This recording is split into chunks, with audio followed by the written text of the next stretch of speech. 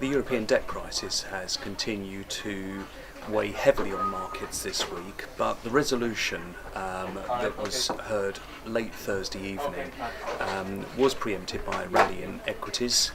The Greek second bailout has been generally warmly received by equity markets, including the banking sector, that went into this decision with a great deal of apprehension, and we're seeing that rally continue. So overall it's been a positive week, but clearly at the beginning plenty of nerves. I want a few charts to just reflect what is going on in Europe at the moment, just to set the scene of sentiment, and no better place I think to start than bond yields in some of the big European sovereign debt countries that are at the moment centre of the situation.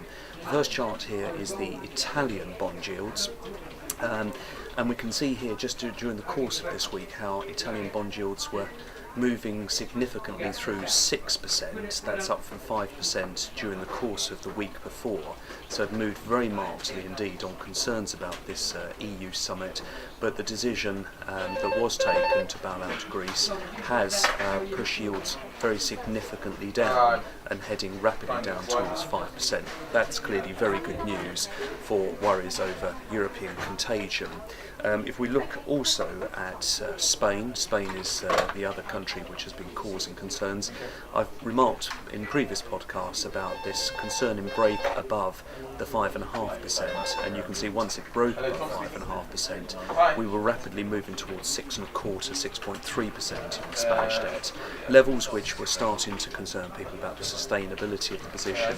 But again, on the back of this summit, yields have crashed back down. Still need to come a little bit further down, I think, to get back into that range, but the direction is extremely favourable to markets in the near term. The bond yields that have suffered somewhat have been Germany.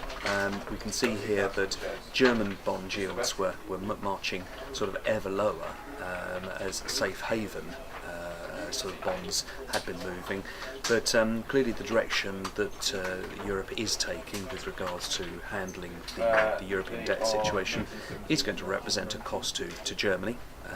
There's no denying that, and we are seeing sort of safe haven yields start to push back out again, and we can see a marked sort of increase. So what this has meant for stock markets, well, we can take a look here at the chart for the FTSE 100, and again, well, we're still very much in that range that has been experienced for 6 months, but every time we seem to get towards the bottom of it, a bit of news comes out and causes a good cheer rally. This market really does need to break the 6,100 level that has been the ceiling for this market for many months now, before we can start to sort of think that we may be finally through the worst of this European contagion situation. And of course the US debt situation is still a date that's in the diary for 2nd of August to see some resolution there. But clearly we need to see a break above 6,100 for us to feel that this equity market is ready to shift into another level to the upside.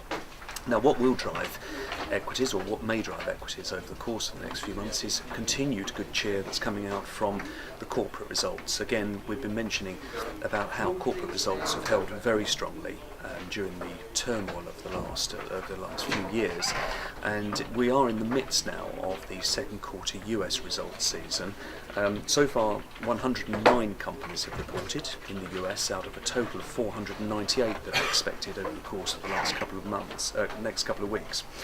And of those 109 companies, 92 so far have produced positive earnings surprises, which means that they've beaten analysts' expectations.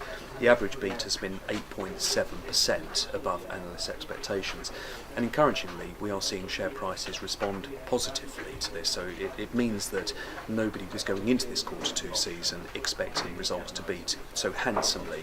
Let's just give some examples. Apple was the blockbuster result of the week, and we can see there just over the course of the last few weeks how that share price has surged to new highs. So despite difficulties in markets from a macro perspective, we're seeing plenty of share prices hitting new highs on positive results. A lot of this does flow through to companies in the UK. If Apple are doing well, then we've got companies that like Imagination Technologies that we follow here at Killik & Co. that is a direct beneficiary of Apple's success, and again you can see positive momentum on Imagination Technologies.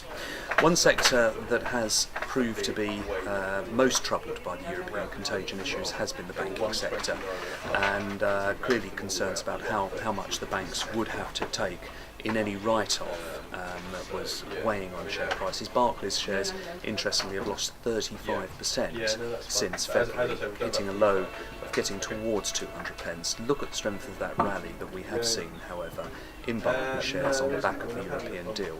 Clearly, there is a haircut for banks in the European bailout, but the haircut is nowhere near as severe as I suspect the market was pricing in prior to the event. So the banks have really been charging much higher on the back of this market. Just a quick look at one other stock which I think will be a potential focus for next week is BP. I do like the profile of this chart at the moment. It does feel like there's some genuine recovery underway at BP, and we have results next week scheduled for Monday from Anadarko. Anadarko owns 25% of the field which caused BP's disaster last year. Some sort of settlement from Anadarko to BP, sharing some of the burden, is rumoured. The number rumoured is somewhere around $5 billion, and I think that will be received very positively in BP's stock, so certainly one to watch for next week. Finally, quick take on the currency, just to look at the euro versus the dollar. It's time for the euro to begin strengthening at the moment as its own problems appear for the now to have been put to bed. Clearly the US, as I say, still has this August 2nd deadline to resolve its debt ceiling issue, so we're seeing a little bit of dollar weakness, a little bit of euro strength coming through.